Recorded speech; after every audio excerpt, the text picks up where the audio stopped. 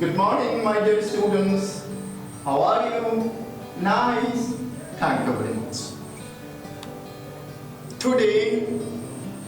we are going to start foundation, which is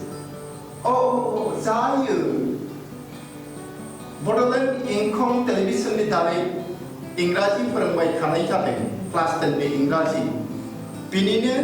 दिनै जोङो poem आयदाखौ लागोन जों मैयासिम prose आयदाखौ लादों जों मा लादोंमोन a letter to God ते जों दिनै poem लाजेनगोन a tiger in the zoo दानिया खोथा जाबाय मा बे Bodoland Engkhong टेलिभिजनआ बे लकडाउन समाव नोंसोरबादि गोबां फरायसा जायफोरा क्लास मोनाखै आरो गामियाव थानानै एन्ड्रइड मबाइलबो गैया डिजिटल क्लास खालामनो अनलाइन क्लास खालामनो एफोर असुबिदा जादोंना बेखायनो जोंनि Bodoland Engkhong टेलिभिजनआ बेखौ सानदों आरो जे फरायसाफोरनो मुलाम्फा जानाय बादि बेखौ खालामनो दे फरायसाफोर A letter to God बेनि जाबाय जोंनि जे टेक्स्ट बुक बेनि फार्स्ट स्टोरी गिबि सल' बे गिबि सल'खौ जों मैया एक्सारसाइज माखाखौ खालामजोबाखै मैयासिम एसे थाबावदों ग्रामाटिकल एक्सारसाइज थादों दे दा जोंहा समनि आंखाल एखायनो ग्रामाटिकल एक्सारसाइजखौ खालामलिया आं बिदि सानदों आरो अब्लाबो नोंसोर मिथि जे बे सल'आव गासै 3 नम्बर थायो 1 मार्कनि मोनसे कुइसन थायो आरो 2 मार्कनि कुइसन थागोन 1 मार्कनि कुइसन 2 मार्कनि कुइसन बिदि थागोन आरो आंबो इसे बावदोंबाय नङाना गासै मार्कआ बेसेमोन जेखियानो जादोला आङो A tiger in the zoo बे खन्थाइखौ नोंसोरनो आवरायनानै रिसाइट खालामनानै खोनासंगोन बिनि आगोल जोङो बे खन्थाइखौ सोर रनसायदों बेखौ मिथिनांगोन बे खन्थाइनि रनसायगिरिया जाबाय लेस्ली नरिस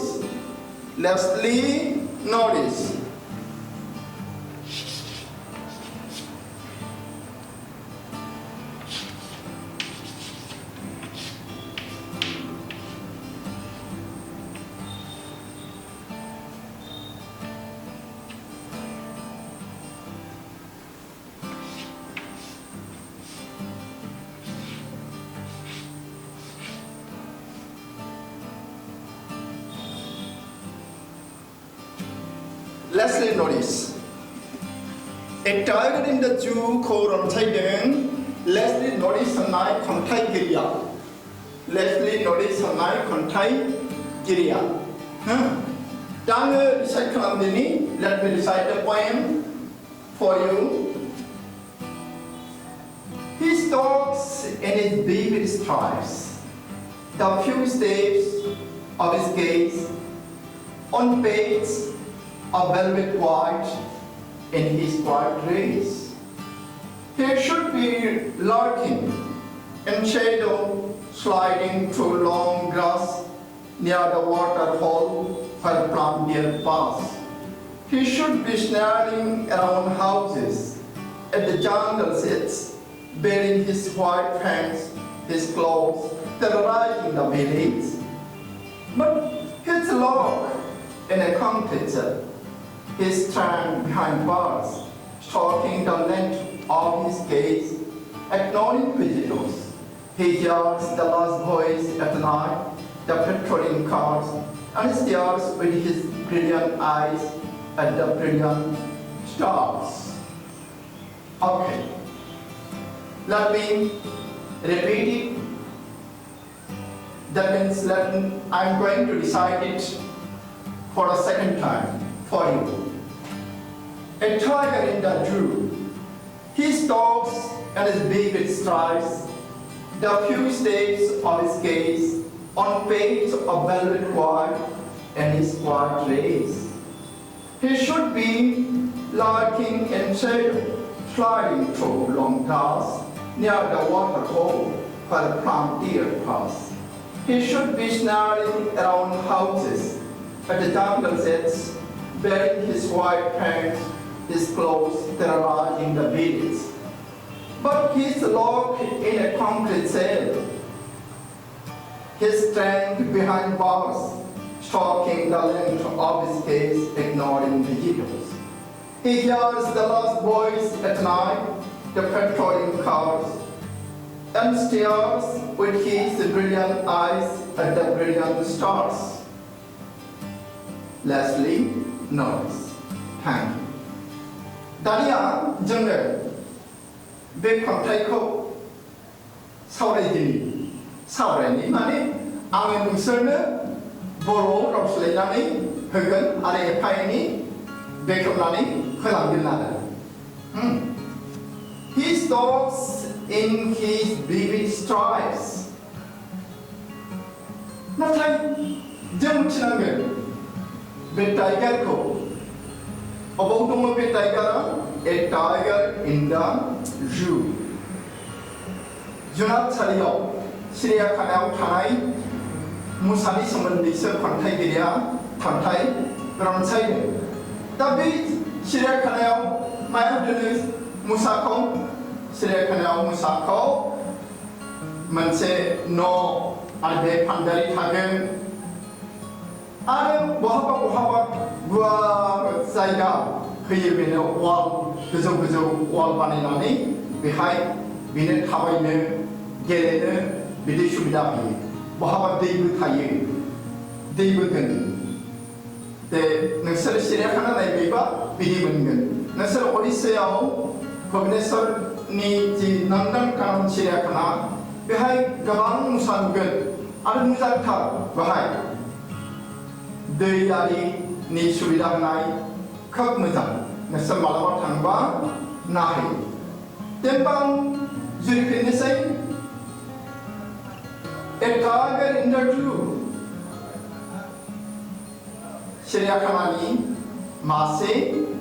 मोसा. He stalks in his vivid stripes, the few steps of his gaze. Stalk माने अरे वर्ड लेने से आम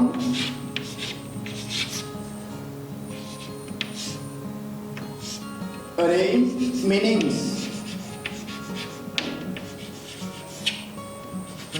फारसेथिं words लिरबाय फारसेथिं meaning लिरबाय जोङो बेहाय मोनबाय stalk सोदोबखौ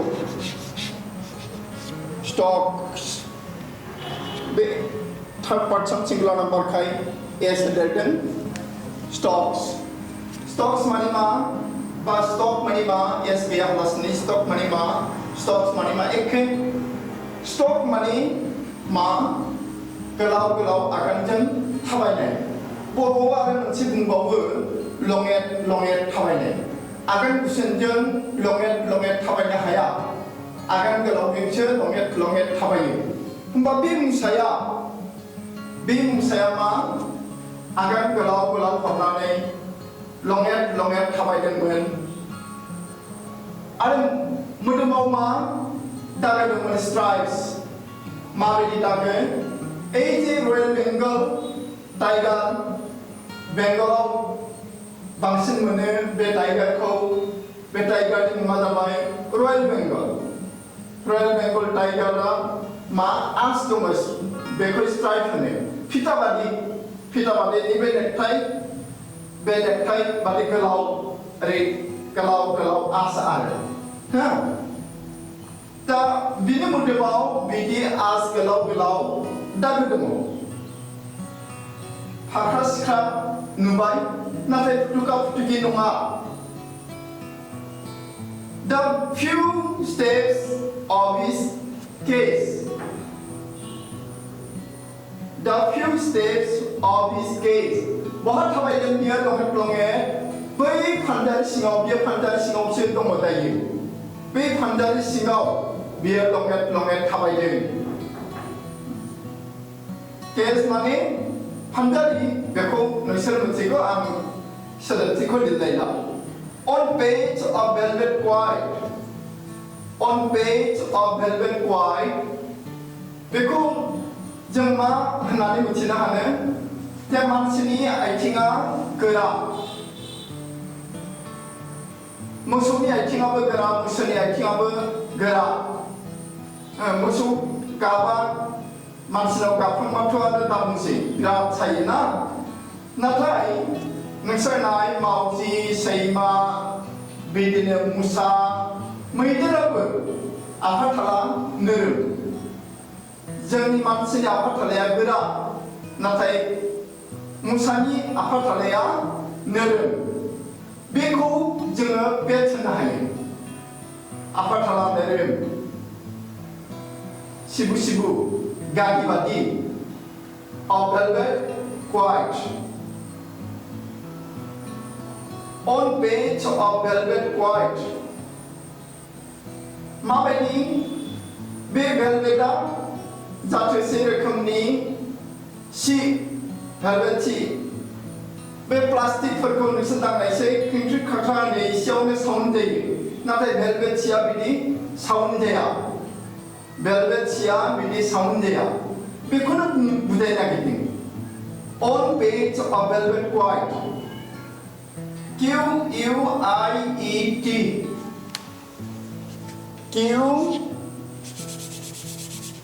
Q-U-I-E-T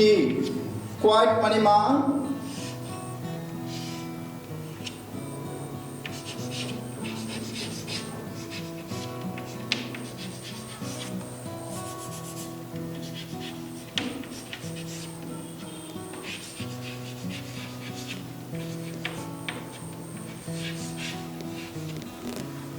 Betul stocks ni meaning walking, but walks with long steps. Emperor quiet ni meaning silent. Quiet ni meaning silent. Te biar musaya handal siang je thawai deng. Biar maafkan thawai deng. Dia apa thalan nerim nalai. Sedap jaya, sedap gay, seaside. बियो थाबायबाय थानो गोरोन्थि बुजिगोन सोरबा हा गाज्रि दासान आं मोनसे खोथा बुंनि सोरबा ओरै बुङो बेखौ on page of velvet white मखमलनि गादियाव बियो सिरियै थाबायदों आरो मुसानोथ' गादि बनानै होआना होयो नामा नोंसोर सिरियाखानायाव नायनाय बेखायनो बियो गादि बनाय नङा बेनि आफाथाला नोरोमजों velvet सि बादि सोदोब जायि स्रिसायसो In his white dress दाना फैदो बियो मा माबायाव दङ मा अबस्थायाव दङ बियो रागा जोंनानै दङ फानजारियाव जोबजानानै दोननायखाय बियो रागा जोंदों किन्तु रागाखौ बियो दिन्थियाखै quiet सिरि रागा जोंदों मानसियाबो सिरि रागा जोङो ना दानिया फैदों second stanzaयाव He should be lurking in shadow sliding through long grass near the water hole where from deer pass He should be lurking Lurking ni meaning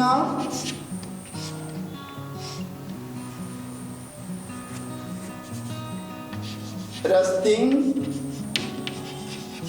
or sitting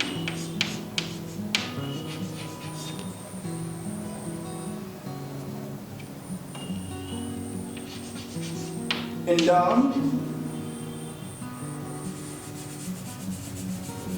under shadow ang bidelo litni say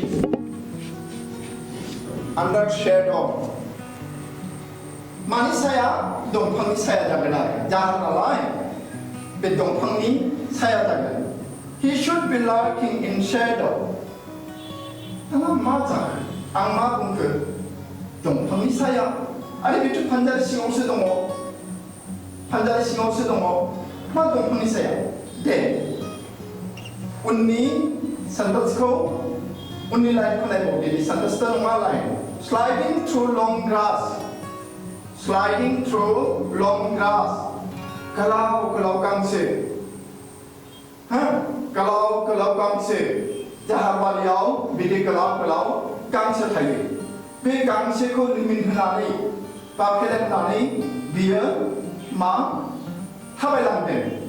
गोलाव गांसोजों साजों थाबायनानै बेखौ बारलांदों दे near the water hole अबावसिम थांदों ओइ हाखर मोनसे दङ फुख्रि बादि आरो नेचारेल फुख्रि बादि जेराव दै दङ बे दैनि हाखर खाथियाव थांदों बियो where plum deer pass जि जायगायाव मोदोमै मोखायै बा देहा गुफुं मैफोरा थाङो मानो थाङो मैफोरा दै लोंनो थाङो मुसायाबो दै लोंनो थांनो हागौ गान्दायाबो दै लोंनो थांनो हागौ दा बेहाय मा होनदों बे मुसाखौ बै दै सेराव थांदों होनदों दै सेराव थांदों जि दै सेराव देहा गुफुं मैफोरा थाङो होमबा बे मुसाया मानो थांदों दै लोंनोबो जानो हागौ नाथाय मैखोमै बेनि थांखिया जाबाय मा बे देहा गुफुं मैफोरखौ मैहुर खालामनाय बे दा बे सेकेन्ड स्टेन्जाखौ जों फरायबाय फार्स्ट स्टेन्जाखौबो जों फरायबाय बेनिफ्राय जों मा मोनखो बेहाय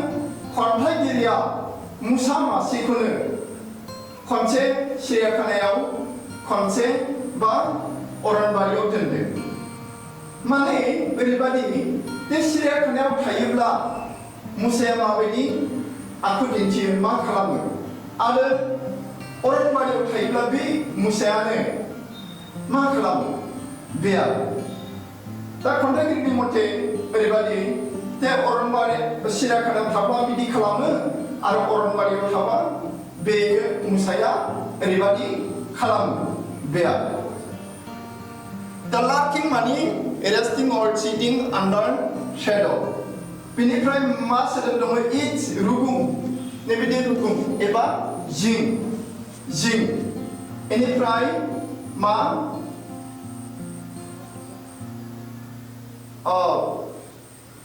हल माने HOLE हल माने जाबाय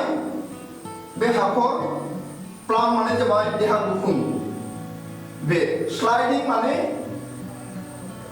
गांसोखौ फेलेम थांनाय बालिनानै थांनाय आरो दानिया फैदो third स्टेन्जायाव he should be snaring around houses at the jungle's edge bearing his white fangs his claws terrorizing the village he should be snaring माने मा सोगोमनाय हांख्रायनाय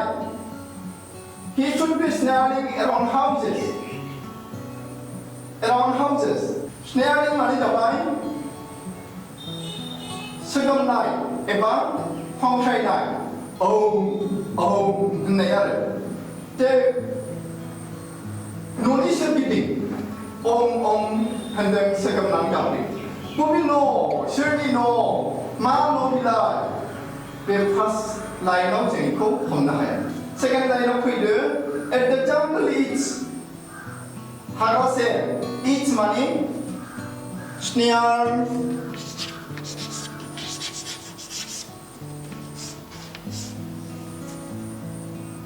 हांख्रायनाय shouting बादि आरो shouting just आं shouting होननानै बुंसै दे खिन्थु shouting बा एसे गोरोन्थि जायो आरो shouting ल' द्राय नङा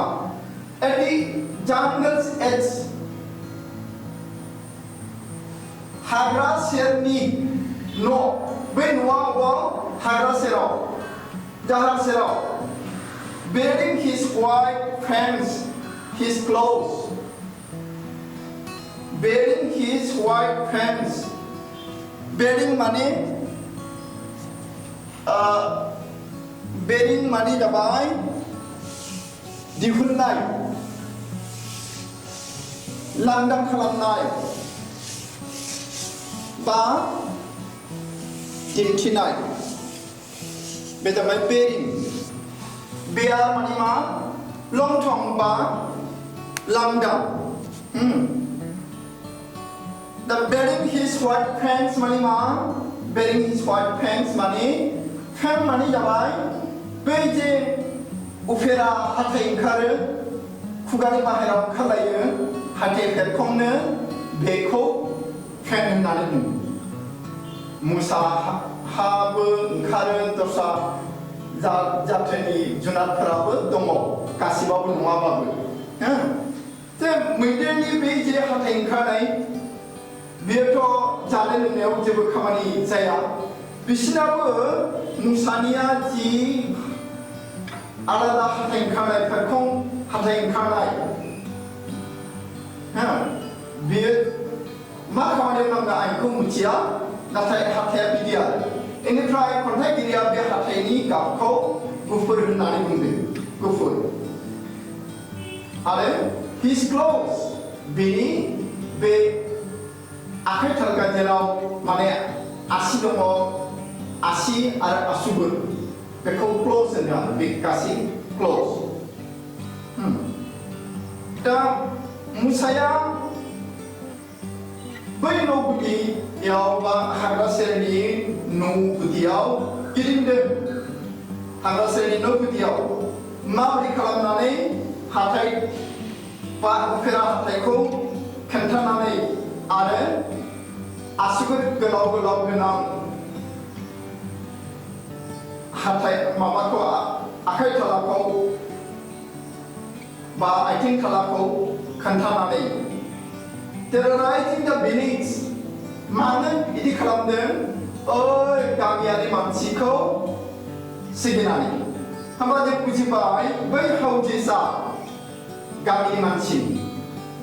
hamba Kami pending dia, musaya kami pending, horau kami pending, mereka nak nani, cemcem cigo, musaya jengi kami pending, makalam berma oma, otak musuh putri, bidi kalam, teman seperkau dia sigin lungu, bidi mohon musi jenci nani. Bini unni stand dia, aja bihai be third stand dia home mission aide, bibo orang bari, hagra bari mise, musako ibar kontai geria, hagra bari ni kalam dek, orang bari uthane ada. But he is locked in a concrete cell. Mission cipai nama, musani kataku kanalani, ini nama, ini itu kontai geria mau dehis. But he is locked in a concrete cell. Beer, pakani no, are loha genam, be no sing option, handanani dongo, for hangke danani dongo. But he is locked in a concrete cell. Concrete mane arsiside, nusini no pakabra. Pakka wall from the school of Makamba Pakka wall, Bidikoma, concrete nani. Does sell money, Madawai, sell money,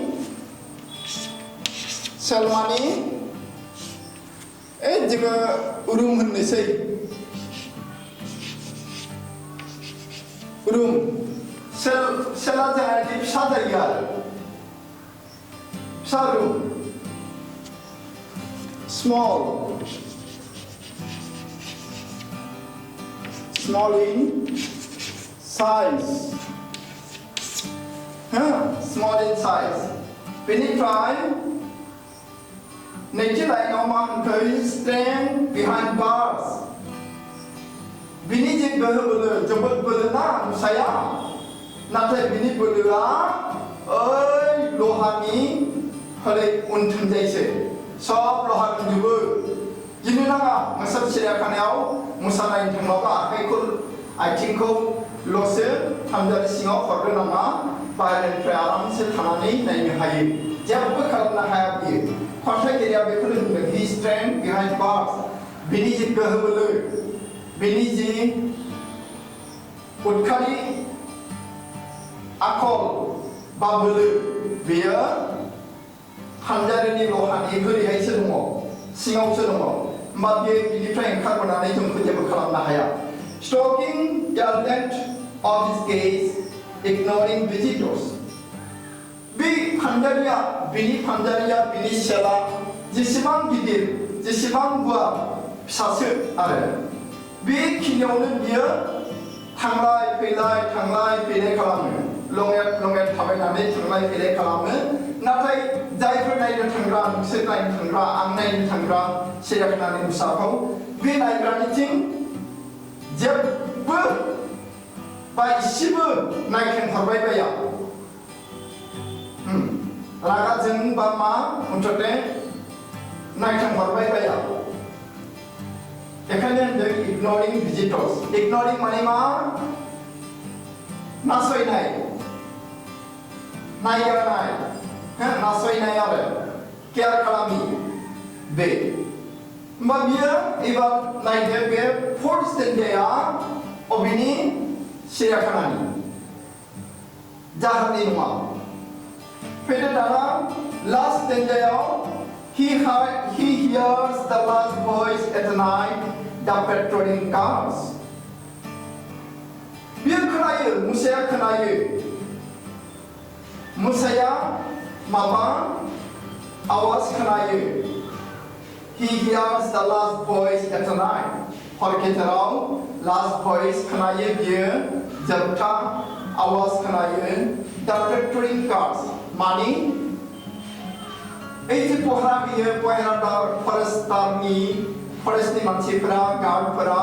मटराव गाखोनानैसो पहरा होनांगौ जायो गोबां समाव आरो स्पेशेलि मोनायाव मायाव गाखोनानै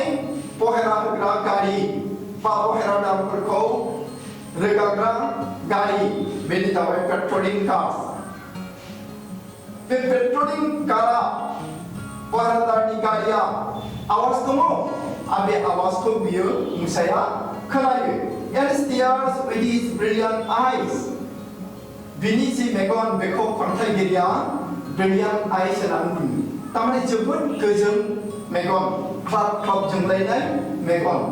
at the brilliant stars फारसेथिं माया नायगोन ओइ मटरनि हेडलाइटआवथ' गोजों ब्ला गोजों बेखायनो बिनि गोजों मेगनजों ओइ मटरनि हेडलाइटनि गोजों मेगनखौ नाहरदों आरो बेखौ मा होनदों खन्थाइगिरिया जे बे मटरनि जि हेडलाइट बियो हाथरखिफोर बादि बेखौनो होनदों आरो दे आङो एसे गुसुङैनो बेखिनिखौ बुंबाय सोदोबथिखौ लिरजोबनाय जायाखिसै दानिया फैदों जे बे खन्थाइया मा रोखोमनि खन्थाइ माबा माबि थायोना मोनसेया जाबाय मा सन्द गोनां मोनसेया सन्द गैयै राइम पएम आरो आनराइम पएम थ्री भार्स होननानै बुङो फार्स्ट बाथाय खबाम थानाय आरो थ्री भार्स बा खबाम गैयै सन्द गैयै आनराइम आरो दे first स्टेन्जायाव नायफिनदो he stopped in his vivid strides the few steps of his gaze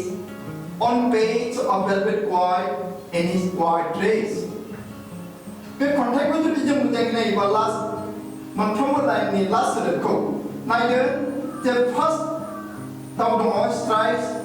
उननिया case नैथि लाइनना थामथि लाइनना क्वाइट आरो ब्रैथि लाइनना erase hamba सेथि लाइननि जे स्ट्राइक सोदोब बे रावजोंबो सन्द' गोरोबा नाथाय नैथि लाइननि जे केस सोदोब बे केस सोदोबा लास्ट लाइननि रेस सोदोबजों सन्द' गोरोबदों रेस माने रागा केस रेस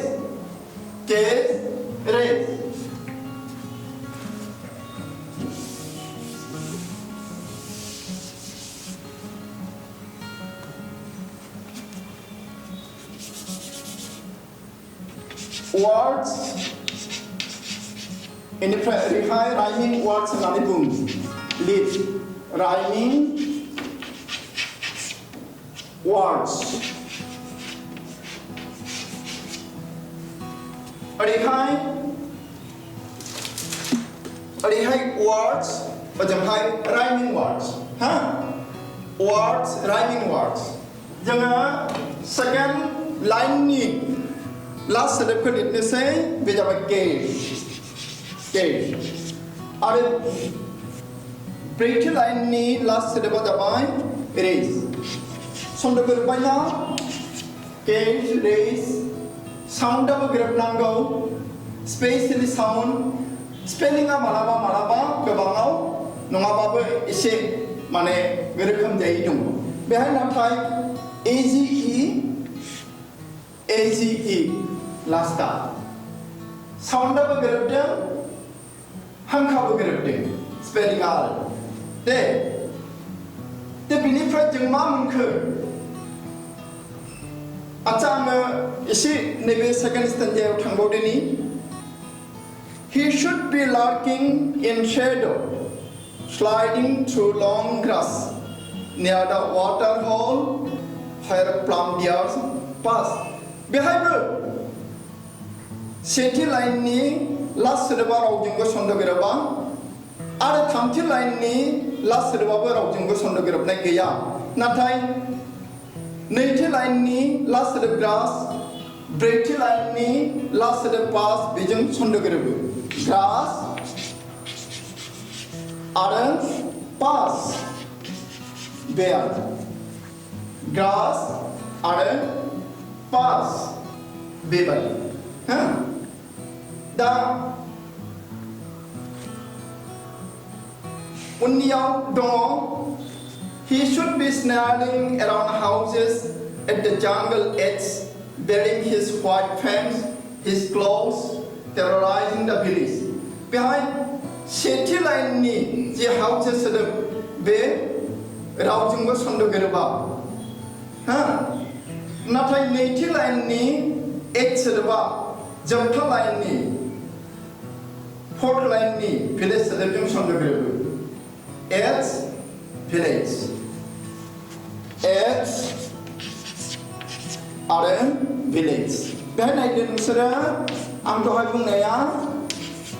माने स्पेलिंआ गोरोबनोबो हागौ गोरोबाबो जानो हागौ बेहाय GE लास्टआ GE बेखौ नायोबा गोरोबबाय आरो मोनथाम लायोबा खिन्थु गोरोबाखै आरो खिन्थु साउन्डआथ' गोरोबदों बे साउन्डआथ' गोरोबदों मैखोमै उननि मोननै हांखो मोनथाम हांखो बेखौ लानाय जायो सन्द' दा फोर्थ स्टेन्जायाव दङ But he is locked in a concrete cell, he is trapped behind bars, stalking the length of his case, ignoring visitors. Ignoring visitors.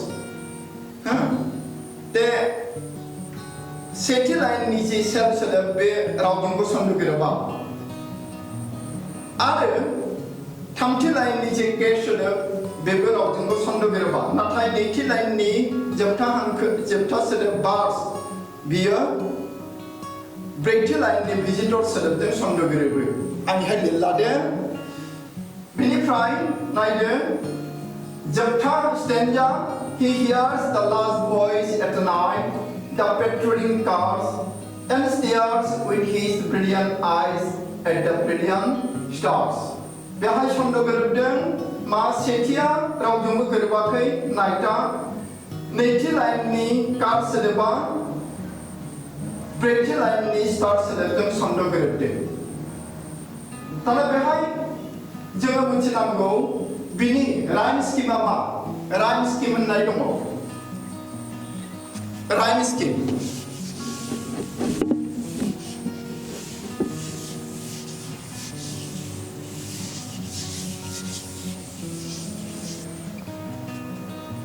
बेयो फ्रि भार्स नङा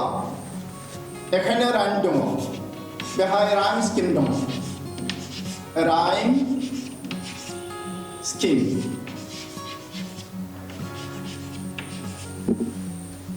जुदि जोङो बे he stalks in his vivid stripes बेखौ A हमोब्ला the few steps of his gaze बेखौ B हमोब्ला on the page of velvet white बेखौ जुदि A हमोब्ला in his quiet race बेखौ जुदि जोङो माबा हमोब्ला B हमोब्ला होमबा सन्द'आ माबायदि जागोन आरो जुदि फार्स्टखौ A सेकेन्डखौ B थार्डखौ C लास्टखौ D लायोबा माबायदि जागोन माबायदि जागोन सन्द'आ थ' फार्स्टआ गोरोबा जाहैबाय स्ट्राइपआ बेखायनो बेहाय A B आरो A B बे मोनसे राइम स्किम खिन्थु बेबो नङा बे खन्थाइयाव बे नङा जों जुदि लायोब्ला बे B आरो लास्टखौ जुदि जोङो D लायोब्ला BD बिदि जायो बेबो कारेक्ट राइम स्किम नङा बे खन्थाइनि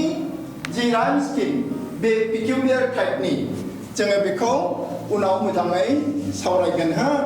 दे अनजालु फरायसाफोर आं दिनै नोंसोरनो राइम स्किमखौ खोन्थाजोबनो हाला आरो समायाबो गैला बेखायनो जोङो बे खन्थाइनि जि एक्सारसाइजआथ' बिदि गैखाया बेहाय एसेबां एक्सारसाइज गैया आंसो बानायनानै कुइसनखौ बानायनानै खोन्थालांगोन आरो दा जोङो गाबोन बे खन्थाइखौ लाफिनगोन एसेबाबो एक्सारसाइजखौ खालामनांगोन दे होमबालाय दिनैहाय दोनदिनि गुड बाय